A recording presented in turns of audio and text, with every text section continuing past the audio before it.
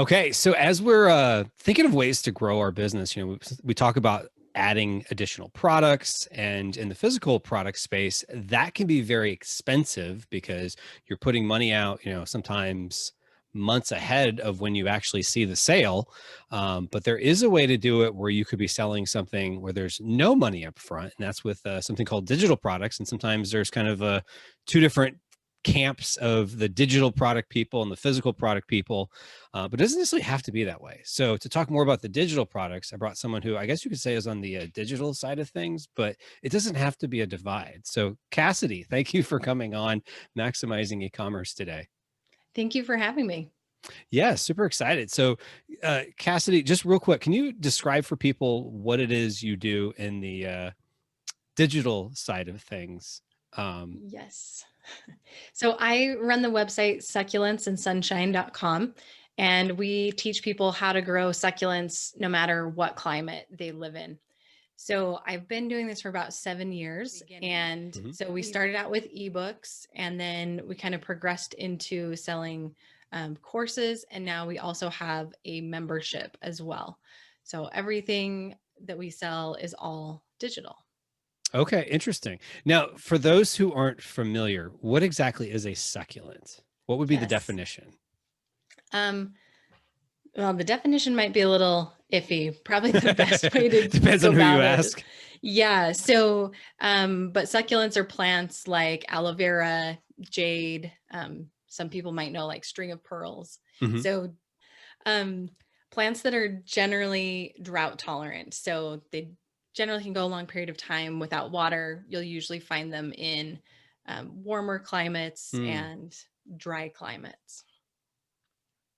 Gotcha. So it's the warmer climates, the kind of like a cactus, but not really. So is it in the same family as a cactus? So all cactus are succulents, but not Oh, all okay. succulents are cactus. Got it. So it's cactus are actually like a subfamily of the succulents. Correct. Yep. Interesting. I didn't know that. So we're learning all kinds of stuff in this conversation here. So, all right, cool. So you got into the world of succulents, and the reason you and I know each other is from our mutual friend Scott Volker. You were a speaker at the virtual version of Brand Accelerator Live this year, talking about this. And I know people got really excited about your talk because it's like you're doing this thing that people have heard. Like you could sell ebooks and courses and membership sites, and you're doing it, and it's not in the how to make money online space. It's not even in any of the traditional spaces. Like Russell Brunson says it's health, wealth, and relationships. And I don't even know if it would fit into any of those three buckets.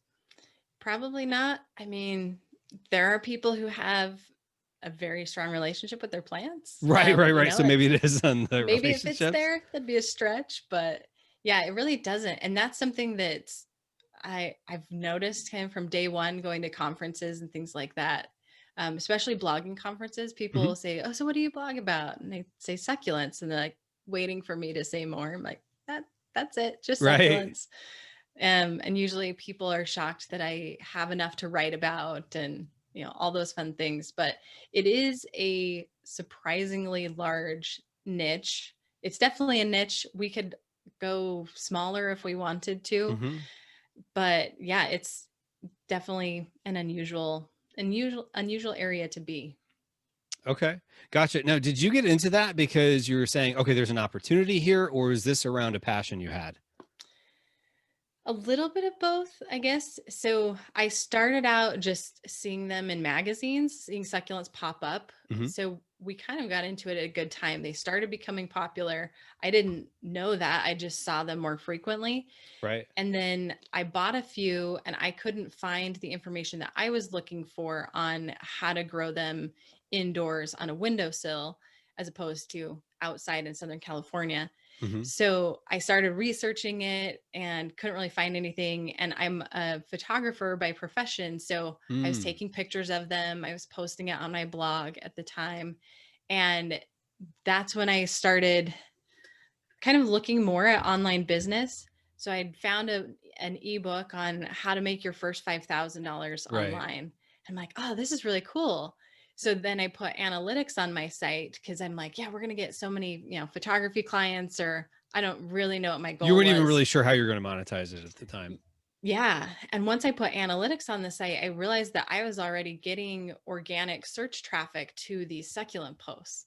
And it's not that they were great posts, it was that there just wasn't any information really Mm, online. And my writing was fine. You know, it was a little bit easier 8 years ago to rank and for search terms. But that was when it kind of clicked for me, like, oh, there's potential here. And if I keep following this, you know, I started doing the keyword research and realizing there's some really big opportunities here.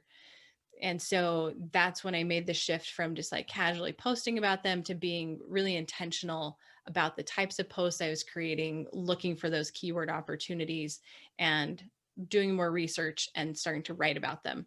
So I kind of started as my ideal reader because I knew nothing, hmm. and then transitioned to where now I've done the research, I know what's going on, and am definitely more of an expert in the area than I was several years ago.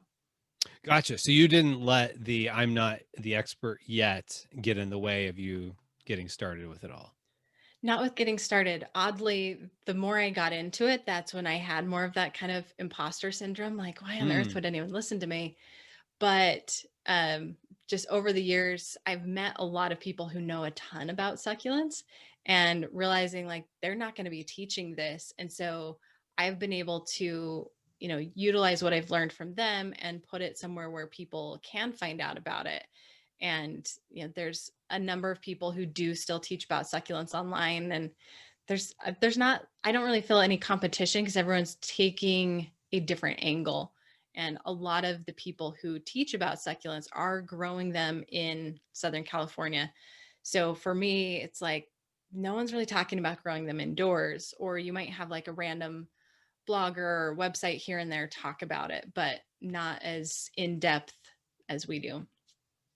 gotcha. Okay.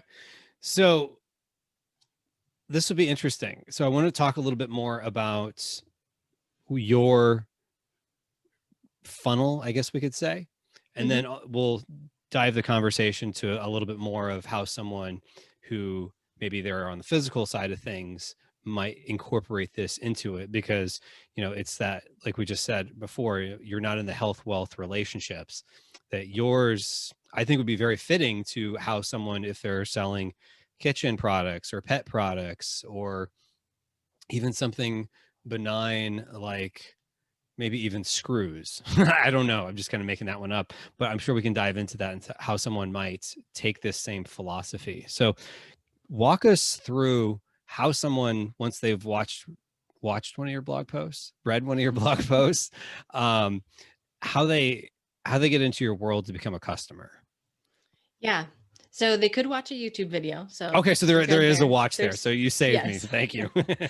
Yeah. So whether they're watching a YouTube video or a blog post, Hmm. all of our blog posts have some sort of lead magnet that they can opt into. Mm, The main one that we're using right now is a free cheat sheet. hmm. So they opt in for the free cheat sheet. And then on the thank you page, they see an offer where they can get our main product, which it's called the Types of Succulents ID cards. So it's just a digital download with information about individual succulents. Hmm. And on that thank you page, they have the opportunity to buy it for 50% off. And a lot of times you'll see this as like a 15-minute offer that goes away, you know, really quick to help incentivize them to buy. For us, it's actually it's either 6 or 7 days. I should know that, but they have a little bit longer window. And we found just through different testing that for us, with the way our funnel's set up, the longer window actually works better for us because then we can continue to offer them that product via email. So so once they've seen the thank you page, they can purchase if they want, or, you know, walk away from it at that point. And then over the next 7 days, they'll get a series of emails from us that the first 6 are completely free, helpful content. So, you know, we deliver that cheat sheet and then we say, hey, there's some really important things you need to know about succulents. I'm going to highlight those over the next couple of days. And so, and then at the PS of that email, it Mm. says, by the way, you still have a chance to get these ID cards for 50% off. Click here to get the details. And all of our next 6 emails or 5 emails after that also have that same PS, Hmm. assuming that they haven't purchased it. So, then we'll talk about soil and lighting and picking the best succulent, each of those with a PS that's relevant to the ID cards. And then at the end of those 6 emails, on day 7, we send 2 emails that talk exclusively about the ID cards and say, hey, this is your last chance to get these for 50% off. Here's everything you need to know about them. Click here to buy.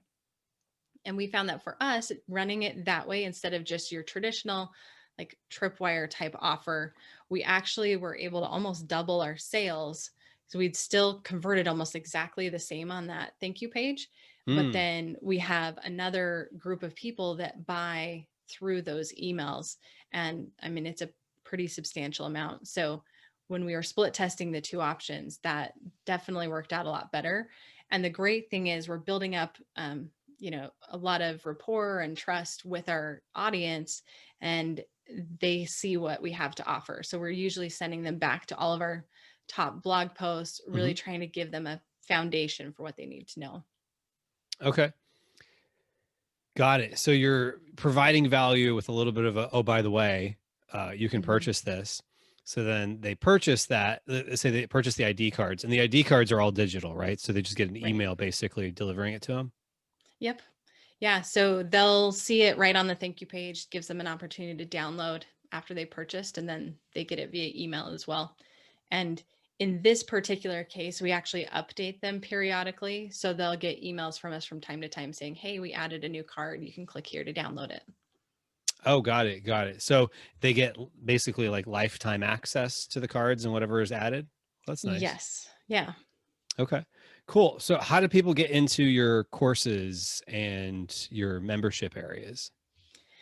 So the course actually follows that email sequence. So after those 7 days, we send another 3 emails that are um, exclusively free, helpful content. There's not a PS or anything on those.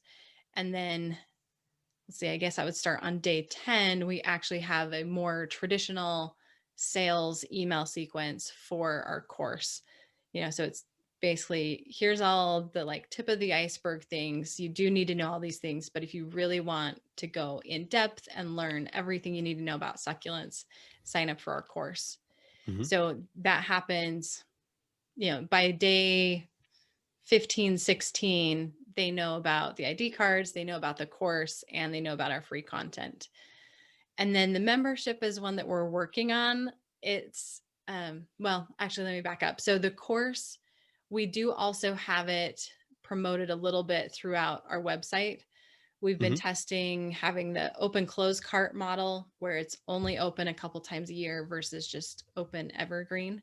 Um, so it's evergreen through the funnel, but then if someone were to not purchase it through the funnel or wanted to buy it, um, currently it is closed. So you would just see a wait list if you clicked on a link for the course. Mm. Um, I'm I'm kind of on the fence about that. It's Okay. but previously, so like a year or 2 ago, if you happen to find a link that talked about the course, you would actually be able to purchase right there on the spot. So we were getting some organic purchases through Google search or through Pinterest and things like that. Now, when you were doing it that way, did you do anything to create scarcity, like discounts for short periods of time or something like that? Yes. So that's incorporated both now and previously as well. So if anyone bought through our funnel previously, they were getting a discount on the course. So they're getting like $30 off. And then currently, we actually have kind of a hybrid physical digital offer where if they buy the course and they're in the US, one of our affiliates will actually send them a few pots and soil when they buy the course. So it's a Mm. good way for us to introduce them to this particular soil that works best for succulents. Hmm. Because a lot of people are off put by the price of it. And so it's a good way to say, like, this is really going to make a difference for you. Oh, okay. And so, like you were saying, that line between digital and physical doesn't have to be a divide. Right. We're kind of testing that out a little bit. Thankfully, one of our affiliates has been really, really great to work with. And so we've tested out several different offers like this where he'll just ship things and then we pay him for it on purchase. So kind of like a print on demand type approach. Got it. So is he giving you a discount on that? Are you paying full price, or is he just doing it for free, so to speak? So we've kind of gone around the block with that. Initially, we were actually splitting the cost of it 50-50 because he felt like it was basically a way for him to acquire new customers. Mm-hmm. The scale of it now is such that it didn't quite make sense to keep doing it that way. When we started running numbers, I'm like, I'm pretty sure you're going to take a good loss on this. And I didn't feel comfortable with that. So, well, that was nice of you. Yeah, I'm trying to remember now what our actual breakdown is, but basically I'm covering the full cost of it. I think we pay a little bit extra too, just to cover, shipping and things like that. But got it. So, but you're not paying full price for it. You're basically getting a discount essentially. Yeah. So we're not paying retail. We're basically paying it at cost and labor. So in essence, this is kind of a value add for purchasing the course. And then on top of that, you get an affiliate commission if they purchase the soil or, the pots or whatever in the future. Yeah. Okay. Now, if you don't mind me asking, how much is the course? So the course is $127. Okay. Got it. And so it's mostly profit other than whatever you're paying for the soil. Yeah. And the great thing about the soil, I think with the pots, I want to say if they were to buy it from our affiliate directly, I think it would cost $35 to $40. So it's a pretty significant value add from their perspective. And obviously we're not paying quite that much. Right. But yeah, it's pretty negligible for me. I think we kind of broke even. It's about the same as if we were offering like a $30 discount, maybe a little bit better. Gotcha. But I mean, at least that can probably help close more sales and whatnot. And it's a nice value add. And so then is the goal to ascend people from the course into the members area? Yes, that would be the idea. This is one area that we really haven't built it in very well. We started the membership about a year ago. And honestly, it was kind of rocky in the beginning. I was trying to figure out what is the membership actually going to include? And, what's that value going to be for people? So with the membership, we started out with what I thought was going to be a really great value. It was going to work well for me. And I think it would have been a good value for our audience too. But after doing it for a month or two, I realized we needed to make some shifts. And so kind of for the next 3 to 4 months, we were just figuring out what is this membership really going to look like? Because I feel like with a physical product membership, it's really easy to see the value, right? Like everyone loves a good subscription box where you're getting some new thing in the mail every month. And with this, it was all digital. So basically they were getting a course or some type of class and then a Q&A session with me.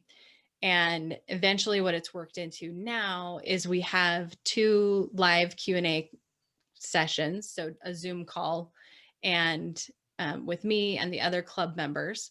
So they can get on, they can actually show me their plants and we can help diagnose what's going on. And then we also have a Facebook group where they can all connect in between the calls as well. And we have a couple like trainings that we'll do periodically just as needed. Like we just did one on winter care for succulents because I kept getting a ton of questions about that. So we added a bonus training this last month. So that's been it's worked out really, really well because a lot of people, they don't want to go spend the hours researching. They're like, just tell me what's wrong with this plant. Right. Or, a lot of times it's something that they can't actually find an answer for online. And so they're like, I don't know what's happening. I can't find any information about it. What's going on? So usually I'm able to figure it out. And if not, I'll make sure that they find an answer and I'll go do the research for them. So that's worked out really well. So we finally, just in the last, I would say 4 to 5 months, really have a clear vision of what the membership is. And so we're starting to incorporate that more into our sales funnel and just into the blog and YouTube videos, that type of thing. So we are starting to get more promotion for it. But honestly, a month ago, there was hardly anything. Like, it'd be hard for people to find out that we had a club. So Got it. that's where we're headed next. Okay. But that's good, because that keeps people in and whatnot. And it's a growth area. And I think one thing that, as we kind of transition the conversation to what people can do, is, people get excited when they hear like, oh, this person's doing this, they can do all this and do this. And then a lot of times it's, yeah, that's too much work. And then they just don't do anything. But you don't have to build the full course, the full email funnel, all this other stuff. So let's say somebody is selling, only because I have a water bottle in my hand, something like a water bottle, which it's not about the bottle itself. It's about the activities people might do to use it or something like that. So who are your customers? So whether it's a water bottle or some sort of kitchen equipment or pet supplies or something where it's not health, wealth, relationships, where would they start, to incorporate this into their revenue streams, I should say? Yeah. So one of the biggest opportunities I see is to add a digital product that enhances someone's use of the physical product, right? So even with the water bottle example, maybe, I don't know how realistically this would work, but in theory, if it's like a recipe book for like fruit water, or here's 10 ways that you can help increase your water intake, just helping them incorporate that physical product into their life better, or train them on something related to it. A really easy example of that would be like exercise equipment. Like, yes, you just got these, I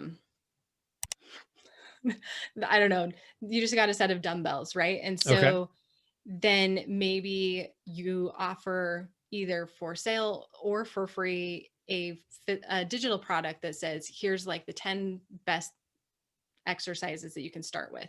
And then here's some more advanced exercises. I think a great revenue opportunity, though, is to offer something like that as like an order bump.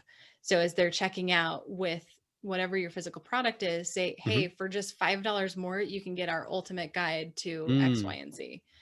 And that way they're like, it's kind of a no-brainer. Like, yeah, I want to know how to make the best smoothies with this blender that I just bought, or something along that line, where they can see how it's going to help them with whatever they just purchased. Got it. So start with something. So your recommendation would be start with something that kind of helps enhance the product. And that's not too uncommon. Like, in some products you might see like a cookbook or something in Amazon suggested,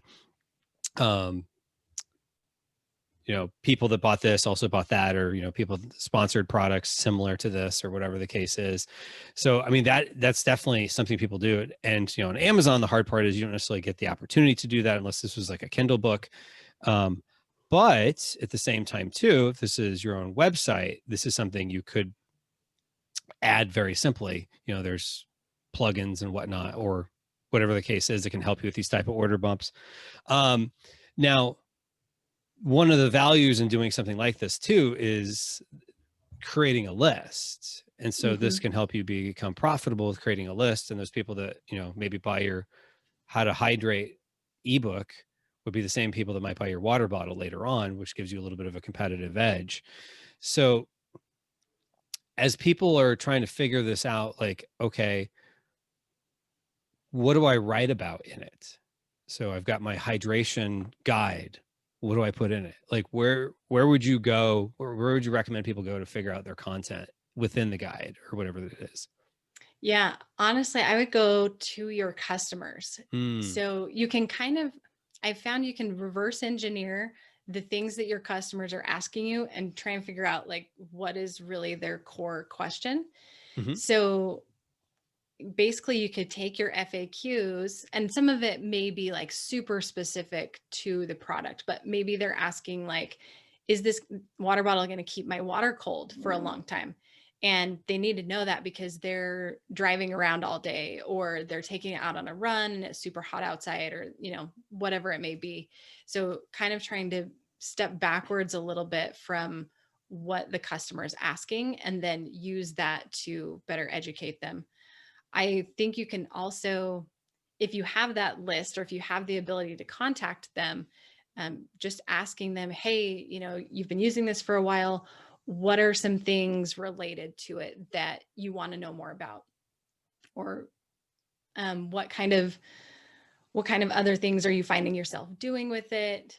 Things like that. But just really, I think there's the book Ask by Ryan Levesque, which Okay. is really, really great. He talks about that. He has like a series of questions that you can ask to help really solve your customers' problems. So that's really where I would start, is with your customers, asking them questions if you can. And maybe they're not your customers directly, but if you know like different Facebook groups that they might be hanging out in, or different Instagram accounts that they'd follow, and things Mhm. like that. And just, if you really understand your customer, you should be able to spot different opportunities and areas where you can fill in the gap and kind of help them learn what they're wanting to know. Yes, that's a good point. And another thing I was thinking too, as you were talking, is I don't know if have you ever heard of PickFoo? I'm not. So there was actually just recently on this podcast, I had the founder of this company called PickFoo, Pick, Fu as in like Kung Fu, Fu. Wanted to clarify that before I said Fu. So anyway, he has this, they have this software where they have real people, and you can pick demographic information, interests, things like that. And you can do like basic like split testing, where maybe let's say you have two images of your guide, where it's like, you know, subject one, subject two, and people can vote on it. And Oh, you get sweet. you get like feedback back within like I did it on trying to do images for one of my products, and I got feedback back within like 20 minutes. And you can That's even see awesome. as people are voting, and they have to leave comments as to why they picked what they did. And so it gives you some interesting stuff there. So that could be one way too. So it's all about, really the point is get feedback from customers or potential customers, whether it be, if you have an email list, reach out to those folks, look at, in Amazon reviews, what people are saying, even if it's about your product, it might clue you in on some things that they're interested in or what they're using the product for, um, or do market research like that. So all great stuff. So now that they have this, like, how do they? What do you recommend would be a way to package something together that's nice? Like, it's that whole big thing about like, once now you got the idea and you're staring at a blinking cursor and you're trying to figure out, how do I make this into like what's in my head come to fruition? Yeah, I don't know that this approach works for everyone. Okay. It works for me. It does not work for my husband. But we have very different writing styles. I just start writing anything Mm, and everything that comes to mind. Um, a lot of times I'll make like a bunch of sticky notes, just every single idea that comes to mind, mm, write it out, and then kind of reorganize. I do a lot better if I have something to work with, mm-hmm. instead of like, all right, we're just going to start. This is going to be chapter one, and, go from there. So I think kind of paying attention to, if you are the one actually creating it, hopefully you know how you write and go about it that way. Right. But I do think it takes a fair amount of writing out a bunch of things, kind of condensing it down, and then reorganizing as needed. And honestly, once you have some text, the great thing about a digital product is you can update it anytime you want. Mm, And so there have been a couple of things where we've released it and we've gotten, we'll usually get like some typo feedback and things like that. But there's been a couple times where we've had feedback like, hey, this doesn't make sense. Or what about this? Like where we completely missed a section that should have been in there. And so then we can go back and add it. Um, but once you have it written, it's usually pretty cheap and easy to have someone convert it to a really presentable, nice PDF format. Or if you want to take the Kindle approach, it's also really simple to get a text document converted for that. Gotcha. And where would you find people like that? Like Upwork, Fiverr, places like that? Yeah, something like that. There's a service that I really like using called FreeUp. Oh Um, yeah.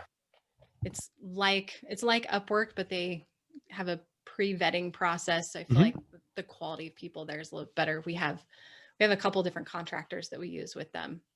Okay. Yeah. Yeah. Free up is good. We've had Nathan Hirsch, their founder, who ended up selling the company, but it's they still do good work. So Yeah. um, yeah. So that's interesting.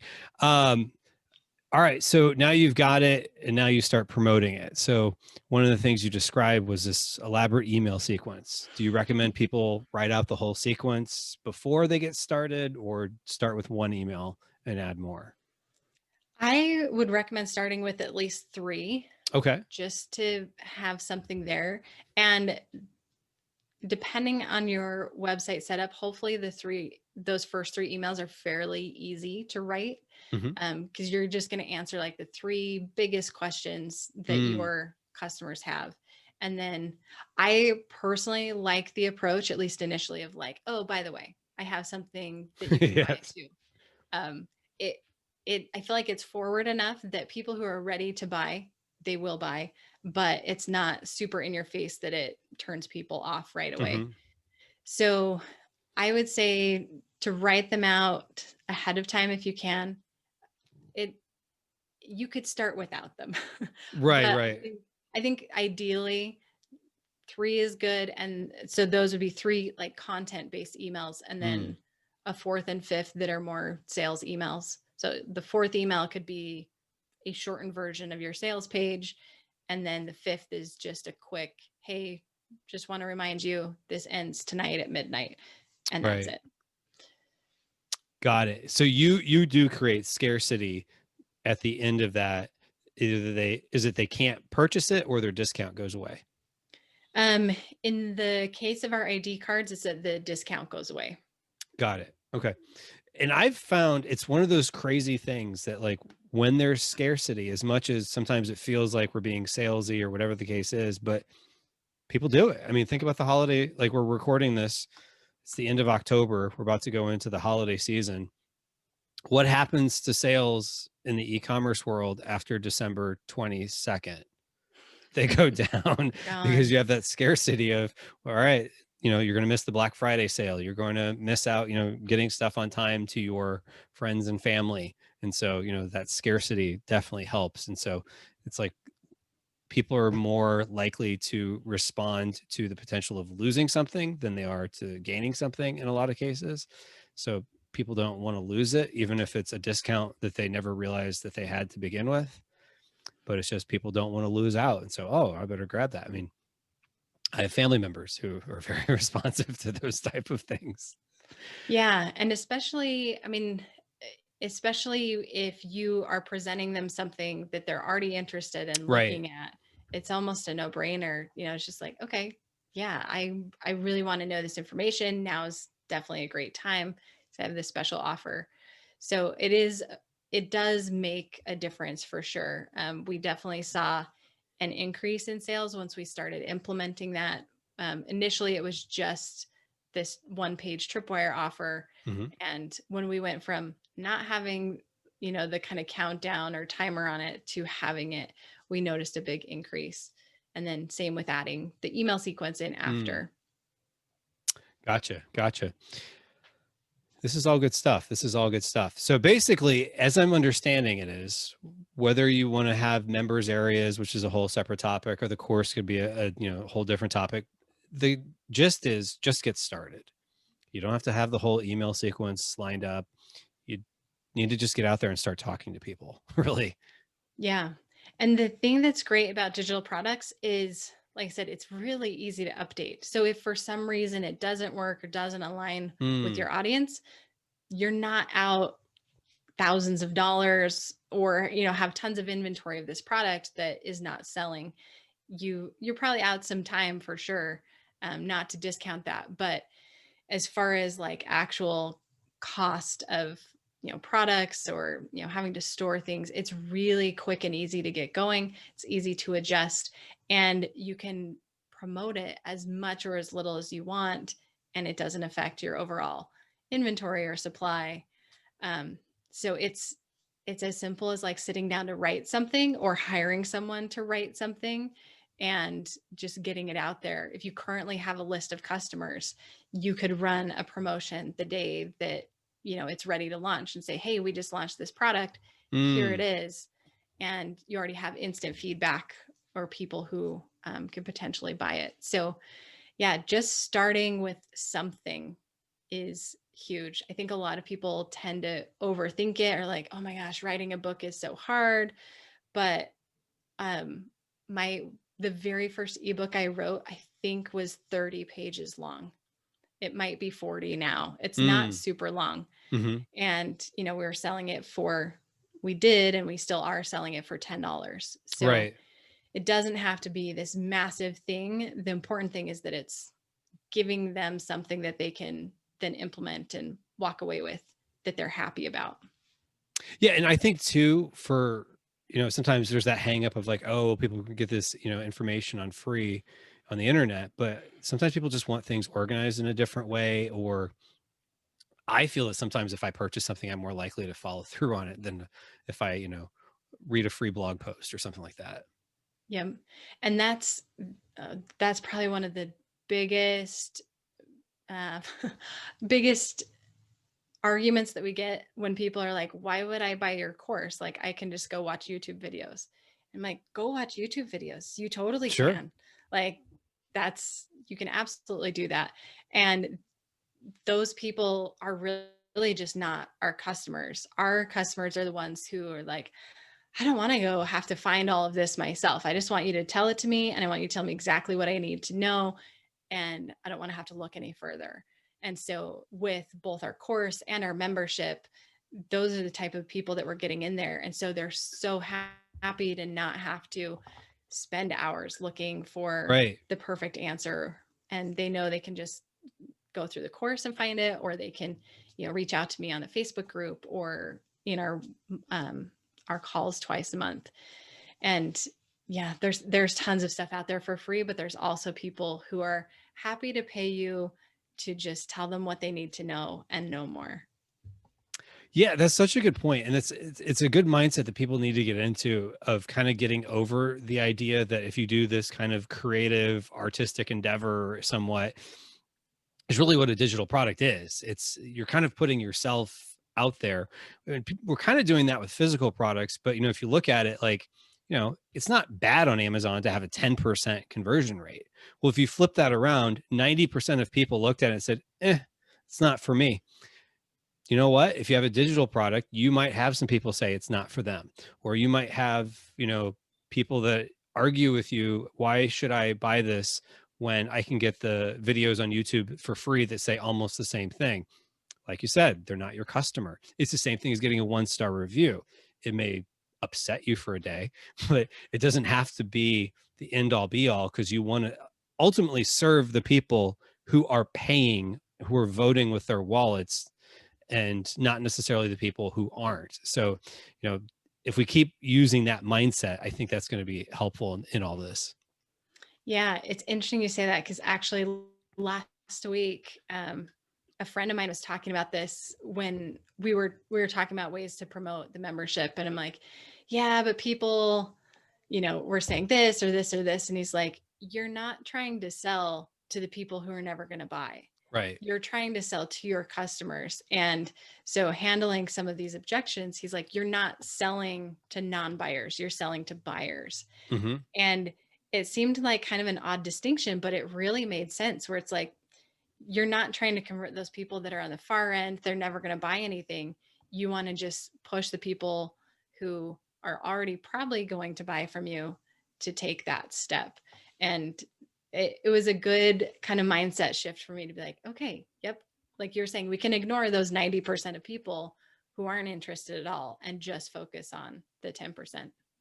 Yeah. And I think, even if you create free content that still serves the other 90%, but if you're really doing it for those 10% that eventually will buy or whatever those numbers are, um, then it makes more sense and you're going to be happier and more fulfilled. And you'll probably better serve the people who never buy by serving the people who hopefully will. Yeah, definitely. Cool. Cool. Well, if somebody wanted to check out more of Cassidy Tuttle, where would they go? So probably the best place is succulentsandsunshine.com. So you can Nice. Nice. And they go through the could funnel. reverse engineer exactly what you're doing. Yep, for sure. Awesome. Awesome. Well, thanks so much, Cassidy. Thank you.